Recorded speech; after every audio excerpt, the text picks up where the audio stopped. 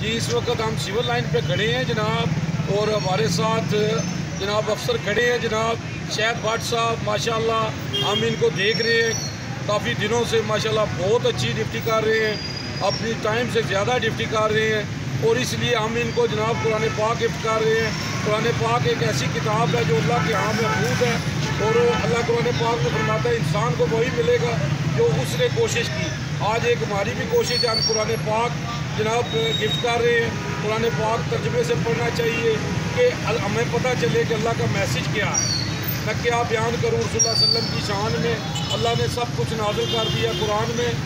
तो जनाब आए शायद ऐसा आमीन आमीन, अल्लाह तो भी जनाब खुश रखे। माशाल्लाह भाईजान साढ़े बहुत अच्छी ड्यूटी कर रहे हैं, साड़ी भट्ट बलादरी है माशाल्लाह, बहुत अच्छे जनाब, बहुत शुक्रिया जी, जज़ाकल्लाह, फी अमान अल्लाह।